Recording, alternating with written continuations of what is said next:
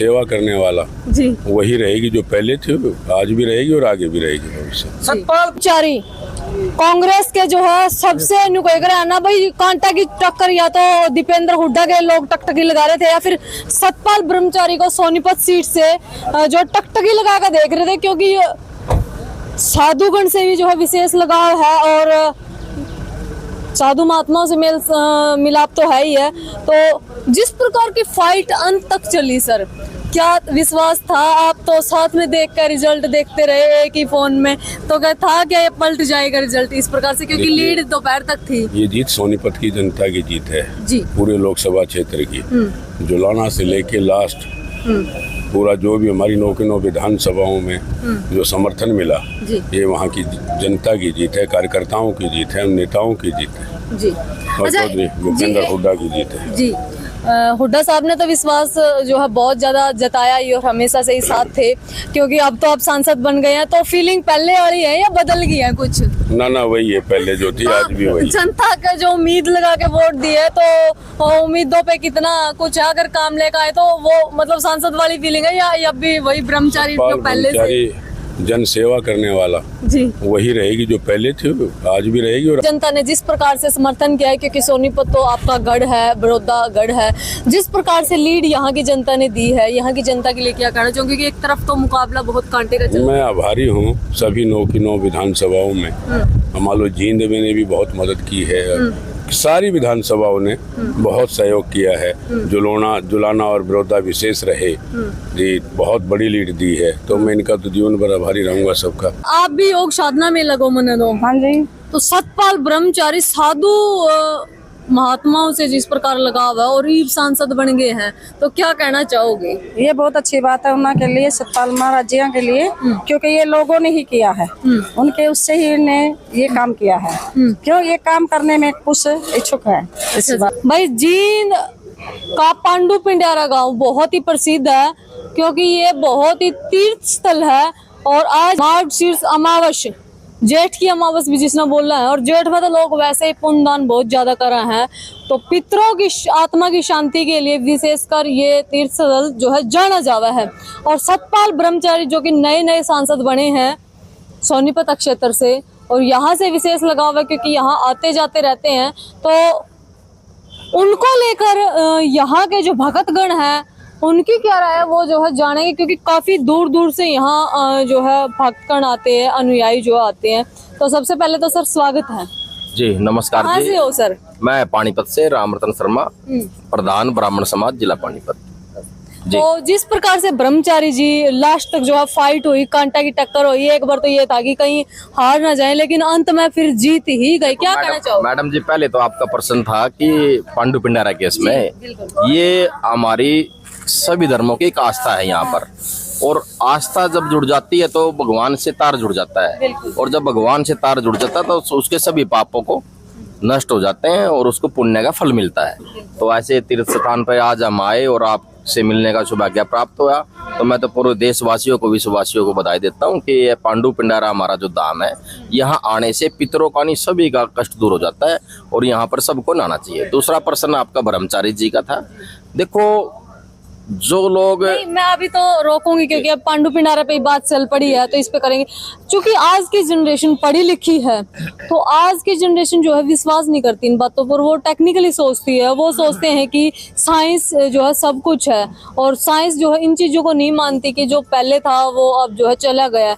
तो क्या अब भी आस्था बची हुई है या डगमगा चुकी है? बची हुई आस्था साइंस को भी मानो आप, लेकिन जो हमारे बड़ों पूर्वजों से हजारों सालों से चालू आ रहा है, क्योंकि आज हमारे तपस्वियों ने पूरे विश्व में डंका बजाया है। दयानंद सरस्वती जी हो, ये कितने उदाहरण हमारे पास हैं जो इन्होंने अपने मंत्रों से, पहले क्या है, पहले जो हमारा ये शास्त्र है ना, जो शास्त्र है, जो हमारे गुरु हैं, उनसे विज्ञान, पहले वो घोषणा करते हैं फिर विज्ञान करता है। बच्चों से मैं तो ये अपने देश के नौजवान साथियों से ये अपील करता हूँ कि शिक्षा जरूरी है, विज्ञान जरूरी है, लेकिन जो हमारी हजारों सालों से जो चला रहा है इसी पे, और सबसे बड़ा उदाहरण ब्रह्मचारी जी का है। जो ब्रह्मचारी जी हैं, देखो सारा जीवन उन्होंने लगा दिया है, और आज सेवा करने से कहाँ हरिद्वार, अपने गाँव गांगुली से हरिद्वार गए, शिक्षा प्राप्त करने के लिए गए, शास्त्र सीखने के लिए गए, आध्यात्मिक ध्यान किया, वहां जाकर फिर इनको इनके कर्मों का फल जो अच्छे कर्म किए यहाँ पर आकर अपने कर्म क्षेत्र जन्म क्षेत्र पर स्थान पर और इनको आज लोकसभा सांसद चुनने का, इससे हमारी सोनीपत की 36 बिरादरी सभी धर्मों ने लोगों ने चुनकर और इनको दिल्ली पहुंचाने का काम किया। ये इन सभी की देन है, दान पुण्य की देन है, नहीं तो ब्रह्मचारी हैं तो इनका राजनीति से क्या संबंध। ये परमपिता परमात्मा का और पांडु पंडेरा धाम का, हरिद्वार गंगा माँ का, अगर गंगा माँ का असली पुत्र है तो आप देखने को मिलेगा कि गंगा माँ ने गंगा माँ के दरबार में गया ब्रह्मचारी जी, वहां इनके काफी आश्रम है, लोगों की सेवा करते हैं, वहां से भी ये चुनाव लड़े। लेकिन गंगा माँ ने कहा कि जिस माँ ने तेरे को जन्म दिया, जिस धरती पर तूने जन्म लिया, जिस गांव में जिस शहर में तूने जन्म लिया, पहली जीत तेरी वहां से होगी। तो गंगा माँ ने अपने बेटे को जन्म देने वाली माँ के पास भेजा और आज पांडु पंडारा धाम में देखो इनको जीत मिली है। अच्छा, एक समय था जब जो है बड़ौली जी जो है बढ़त में चल रहे थे और तब जो है लंच भी ये साथ में करते दिखे, काफी तस्वीरें जो है वायरल भी हैं, साथ में जो है नतीजे भी है कि फोन पर देखते दिखे। उसके बीच जो है ब्रह्मचारी जी का एक बयान जो है अब वायरल हो रहा है कि आप तो विधायक है, मुझे आप जो है सांसद बनने दे। तब तक तो जो बड़ौली लीड में चल रहे थे, तो क्या विश्वास था कहीं? मोहन लाल बड़ौली हमारे बड़े भाई हैं जी। और मैं वैसे तो ब्राह्मण समाज का प्रधान हूं मैं, लेकिन फिर भी अपने समाज को और 36 बिरादरी को एक मैसेज देना चाहता हूं कि मोहन लाल बड़ौली और ब्रह्मचारी जी ने एक मैसेज दिया। राजनीति एक विचारों की देन है, उनकी सोच, उनका प्लेटफॉर्म कुछ हो रहा है, इनका प्लेटफॉर्म कुछ हो रहा है, लेकिन हम सब भाई हैं, हमें एक दूसरे पर कटाक्ष नहीं करना चाहिए, हमें अपने काम बताने चाहिए, हम बनेंगे क्या काम किए हैं, हम बन रहे हैं तो हमने क्या काम किए हैं। और ब्रह्मचारी और मोहन बड़ौली ने साथ में बैठ के ये मैसेज दिया, हम सब भाई हैं, प्लेटफॉर्म अलग है, सेवा का तरीका अलग अलग है। कोई तो जूते पालिश करके सेवा करता है, कोई जूते परा के सेवा करता है, कोई पैर दबा के सेवा करता है, कोई फल खुआ के, ये एक अपना नजरिया है।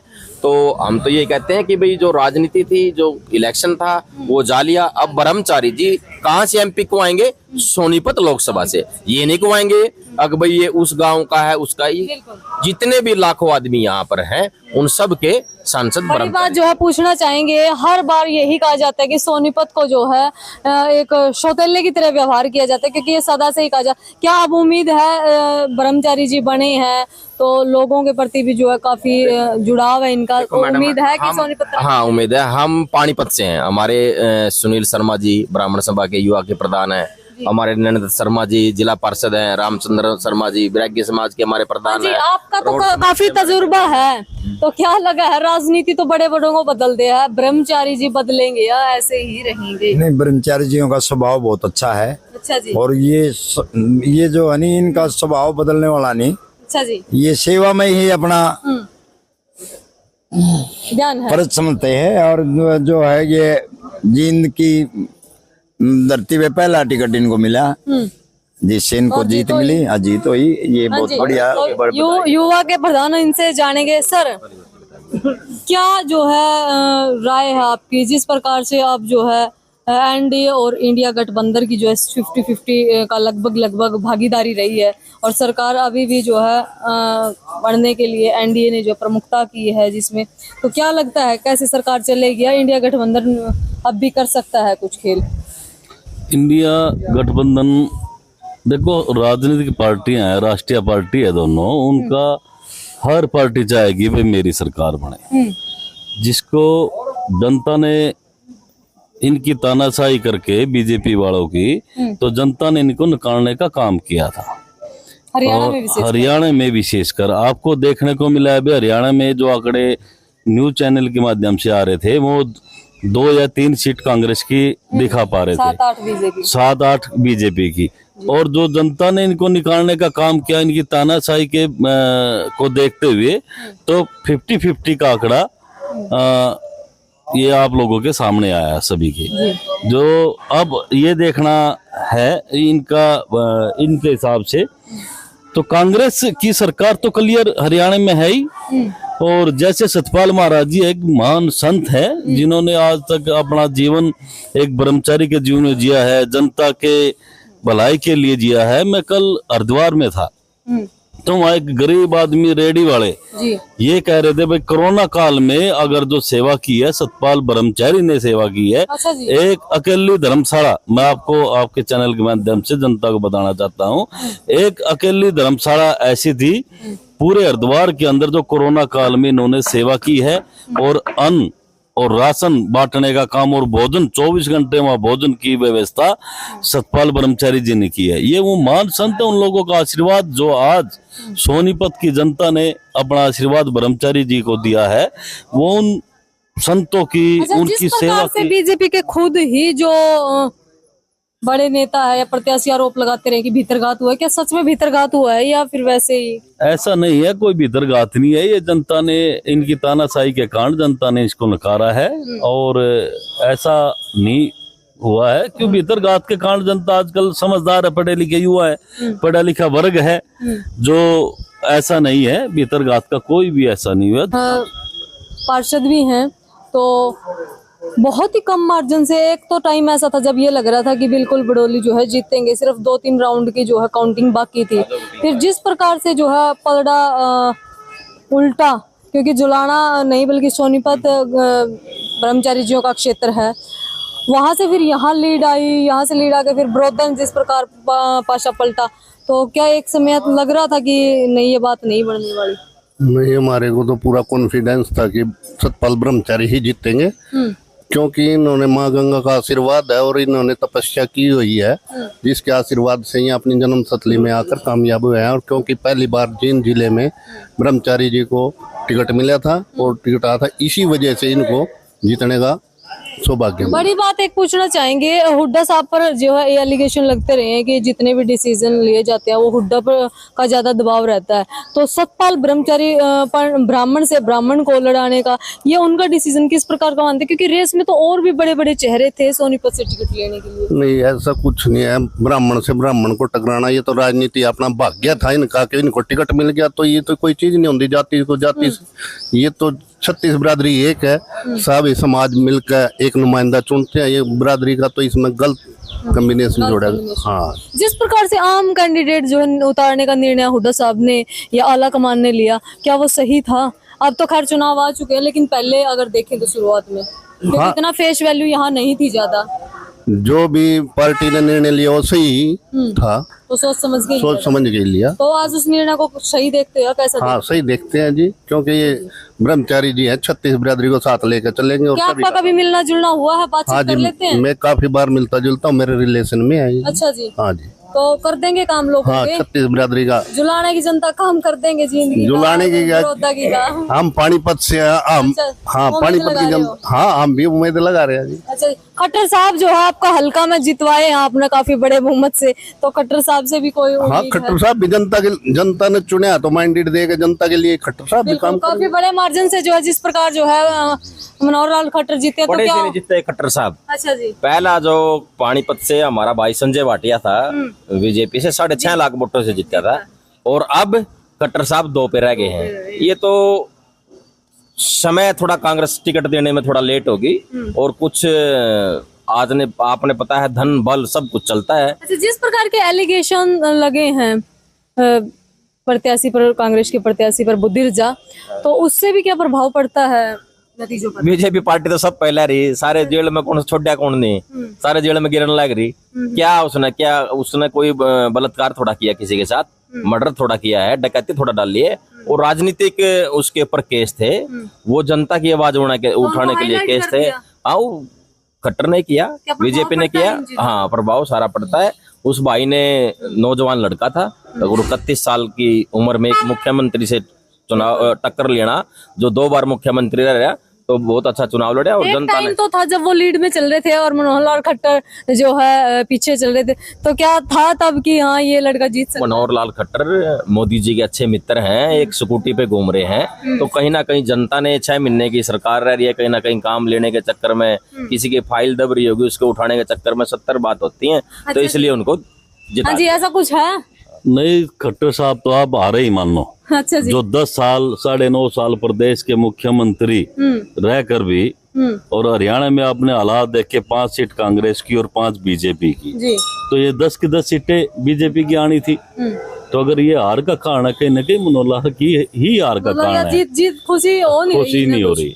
तो आप भी भाई आपका एक प्रश्न था हमारे पार्षद जी से, जाट और ब्राह्मण का। हाँ जी। मैं हरियाणा की जनता को आपके माध्यम से एक मैसेज देना चाहता हूँ, कोई जाट नहीं, कोई ब्राह्मण नहीं, कोई जाट नॉन जाट ब्राह्मण नहीं, ब्राह्मण ब्राह्मण नहीं, ब्राह्मण ब्राह्मण नहीं, कोई नहीं, सब हम भाई हैं। अगर उस बात में आप ब्राह्मण ले हो, जाट और नॉन जाट ले हो, तो एक जाट ने एक ब्राह्मण को टिकट दिलाने में का काम किया, काम किया ना। और जाट और ब्राह्मण ने सबको मिलके ब्रह्मचारी जी को जिताने का काम किया। हरियाणा में कोई जातिवाद नहीं, ये सभी मेल मिलाप से रहते हैं। हमारे मुस्लिम समाज से प्रधान जी हैं शोएब आलम जी, एडवोकेट साहब, सभी रोड समाज से। लो भाई, बड़ी बात जो है निकल कर सामने आएगी है, थोड़ा रास्ता चाहेंगे। शोएब आलम जी हैं और पांडु पिंडियारा तो हिंदुओं का तीर्थ स्थल है सर। लोग तो ये कहते हैं कि मंदिरों को दबाने का काम मुस्लिम करते हैं, और आप यहाँ तो आज जो है नतमस्तक हो रहे हैं। तो क्या ये जो है सिर्फ राजनीतिक रंग दिया जाता है इन बातों को? नहीं जी, कोई भी धर्म है ना, कोई भी धर्म ये नहीं कहता कि आप दूसरे धर्म का अपमान करो। हर एक धर्म ये कहता है सभी धर्मों का और धर्मों को मानने वालों का आप सम्मान करो।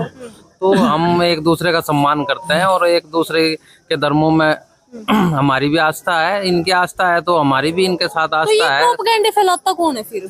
ये तो पॉलिटिक्स है जी, पॉलिटिक्स हाँ, ये चलती रहेगी। हिंदुस्तान के अंदर है ना इतनी जाति बिरादरी धर्म है, तो यहाँ पे आजकल एक ट्रेंड चल गया है कि भाई है ना धर्म के ऊपर ही राजनीति हो रही है, इससे ज्यादा और अच्छा, कुछ पहले हमारे गांवों में होते थे जो है, देखो मुस्लिम भी रहते थे, लोहार अगर हम करें तो कुछ हिंदू भी होते थे, मुसलमान भी होते थे, और एक ही मतलब काम करते थे, इकट्ठे बैठते थे। वो चीज गांवों में हमने कभी देखी भी हम नहीं। इकट्ठे नहीं बैठे। हाँ जी। देखो, बैरागी समाज से, ब्राह्मण समाज से, रोड समाज से, ब्राह्मण, मुस्लिम, हिंदू मुस्लिम सब इकाई। मैं बता रहा हूँ आपके कोरोना काल में, मैं जैसे हमारा पानीपत पड़ता है, तो वहाँ उत्तर प्रदेश है जो हाईलाइट किया हुआ है बीजेपी ने कराना को। कराना में एक हिंदू की मौत जाती है तो उसकी डेड बॉडी मुसलमानों ने संस्कार करने का काम किया था कोरोना काल में। और ऐसे बहुत से उदाहरण हैं। हम सब भाई हैं, सभी की अपना तरीका है। कोई पांडिपुनारा आके अपने पाप काटता है, कोई हरिद्वार जाता है, कोई जमुना पे जाता है, कोई कुरुक्षेत्र जाता है, कोई मक्का जाता है, कोई अपना वहाँ अमृतसर जाता है। ये सब अब अपने तरीके हैं। कोई हाथ जोड़ के राम राम करता है, कोई नमस्ते अच्छा, करता है। बड़ी बात फिर वही आ जाती है, अयोध्या में राम मंदिर बनाने का काम किया और वहीं से करारी हार जो है बीजेपी को राम मिली। जी। ये क्या? राम जी ने ये कहा कि मैं तुम्हारा नहीं, तुम मेरे को नहीं लाए हो, मैंने ये संसार को बनाया है। और राम जी ने ये सबक सिखाया है। जो ये कहते थे ना कि हम जो राम को ले आए हैं उनको जिताएंगे, उनको सबक दिया राम जी ने कि अब भी सुधर जाओ, एक मौका। क्योंकि भक्ति तो सभी करते हैं, उन्होंने भी भक्ति करी होगी, तभी तो पूर्ण से सरकार उनकी दोबार जनता ने बनाई है। राम जी ने उनको सबक दिया कि मेरे नाम से वोट लेना बंद करो, मेरे नाम से भक्ति करो। भक्ति करो तो कैमरा लगा के मत करो। तो भाई इन बातों तो आप कितने सहमत हो? कमेंट बॉक्स में आप अपनी राय जरूर देना। मैं हूं मेनका देशवाला, आप देख रहे हो पब्लिक मीडिया हरियाणा।